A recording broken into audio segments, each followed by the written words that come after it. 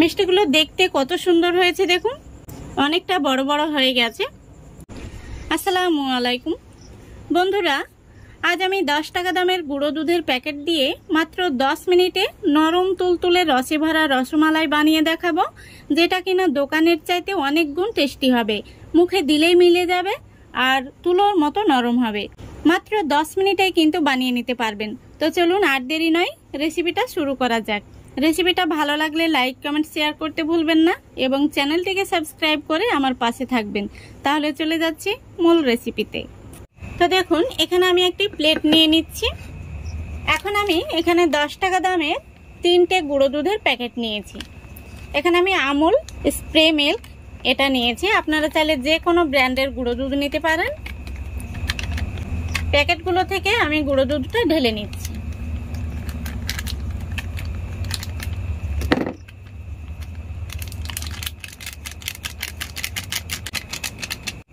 এবার এই গুঁড়ো দুধের মধ্যে দিয়ে দিচ্ছি 1 টেবিল চামচ ময়দা আর দিয়ে দিচ্ছি 1 চিমটি মতো বেকিং পাউডার।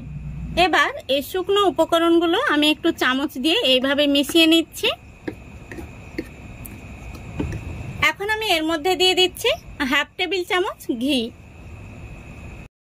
এই ঘিটা দেওয়ার পরে আমি এখন খুব সুন্দর করে এই শুকনো উপকরণের সঙ্গে ম্যাশ করে নেব।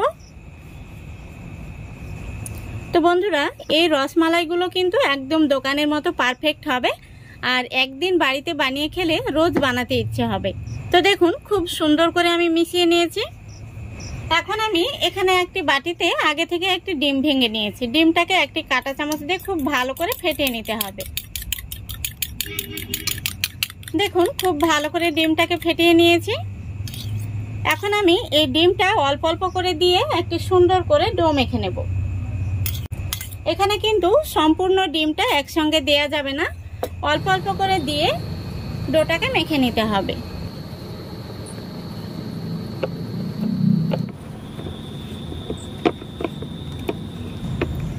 দেখুন, খুব ভালো করে ডোটাকে মেখে নিয়েছি আর হাতে যেটা লেগে রয়েছিল সেটা চামচ দিয়ে ছাড়িয়ে নিয়েছি।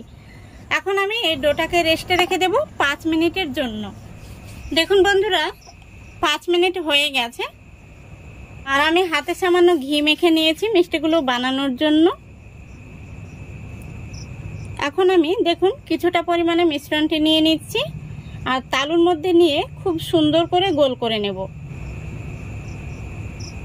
দেখুন কত সুন্দরভাবে গোল হয়ে গেছে। লক্ষ্য রাখতে হবে মিষ্টিগুলোর মধ্যে যেন কোনো রকম ফাটল না থাকে। এখন আমি একটি থালার মধ্যে আগে থেকে ঘি মাখিয়ে নিয়েছি, এই থালার মধ্যে মিষ্টিগুলো রেখে দিচ্ছি। আমি আরো একটি মিষ্টি আপনাদের তৈরি করে দেখিয়ে দিচ্ছি। তালুর মধ্যে একটু ঘি মেখে নিলে কিন্তু মিষ্টিগুলো বানানোর সময় তালুতে লেগে যাবে না। এই দেখুন, মিষ্টিগুলো আমি একটু মিডিয়াম সাইজের করে নিচ্ছি। আপনারা চাইলে একটু মোটা অথবা এর চাইতে আরো ছোট করে বানিয়ে নিতে পারেন। আর আমি এখানে গোল শেপ দিয়ে নিচ্ছি, আপনারা চাইলে লম্বা শেপ দিয়ে নিতে পারেন। দেখুন, এখানে আমি কয়েকটি মিষ্টি বানিয়ে নিয়েছি, একইভাবে সবগুলো মিষ্টি বানিয়ে নেব। দেখুন বন্ধুরা, সবগুলো মিষ্টি আমি বানিয়ে নিয়েছি। এখন আমরা চলে যাব মিষ্টিগুলোকে জাল করতে। তো দেখুন, গ্যাসটা অন করে আমি একটি কড়াই বসিয়ে দিয়েছি। কড়াইয়ের মধ্যে এখন আমি দিয়ে দিচ্ছি 1/2 লিটার তরল দুধ।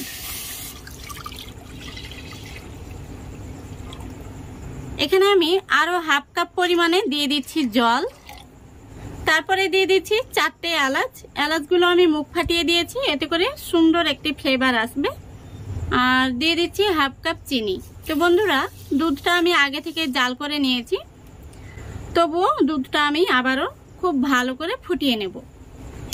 তো এখন আমি ঢাকনাটা লাগিয়ে দিচ্ছি, তাহলে তাড়াতাড়ি দুধটা বলক চলে আসবে। লক্ষ্য রাখতে হবে দুধটা যেন উথলে না যায়। দুধটাই কিন্তু বলক চলে এসেছে। আর আমি যে চিনিটা দিয়েছিলাম, চিনিটাও কিন্তু খুব সুন্দরভাবে গলে গেছে। এখন এই ফুটন্ত দুধের মধ্যে আমি যে মিষ্টিগুলো বানিয়ে রেখেছি, এই মিষ্টিগুলো একটি একটি করে দিয়ে দেব।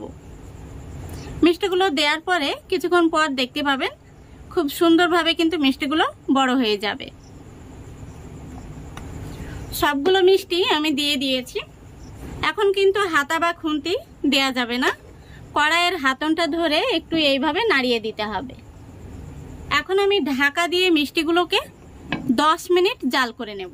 যখনই কিন্তু দুধটা উথলে যাবে তখনই কিন্তু এইভাবে ঢাকনাটা খুলে দিয়ে বাতাসটা বের করে দিতে হবে। দেখুন বন্ধুরা, পুরোপুরি 10 মিনিট হয়ে গেছে আর আমি ঢাকনাটা দিয়েই কিন্তু 10 মিনিট জাল করে নিয়েছি। মাঝে মাঝে ঢাকনাটা তুলে বাতাসটা বের করে দিয়েছি। এখন আমি আপনাদের একটি মিষ্টি তুলে দেখাচ্ছি। দেখুন কতটা মোটা মোটা হয়ে গেছে, আশা করি দেখতে পাচ্ছেন। এখন আমি ঢাকনাটা খোলা রেখে 2 থেকে 3 মিনিট মতো জাল করে নেব। তাহলে কিন্তু আমাদের এই মালাইটা কিছুটা ঘন হয়ে যাবে আর খেতেও কিন্তু দারুণ হবে। দেখুন বন্ধুরা, আমি আরো 2 থেকে 3 মিনিট ঢাকনাটা খোলা রেখে জাল করে নিয়েছি। খুব সুন্দরভাবে সেদ্ধ হয়ে গেছে। এখন আমি গ্যাসটা অফ করে দিচ্ছি। এখন আমি ঢাকা দিয়ে 10 মিনিটের জন্য রেস্টে রেখে দেব। দেখুন বন্ধুরা, আমি 10 মিনিট রেস্টে রেখেছিলাম। মিষ্টিগুলো দেখতে কত সুন্দর হয়েছে দেখুন, অনেকটা বড় বড় হয়ে গেছে।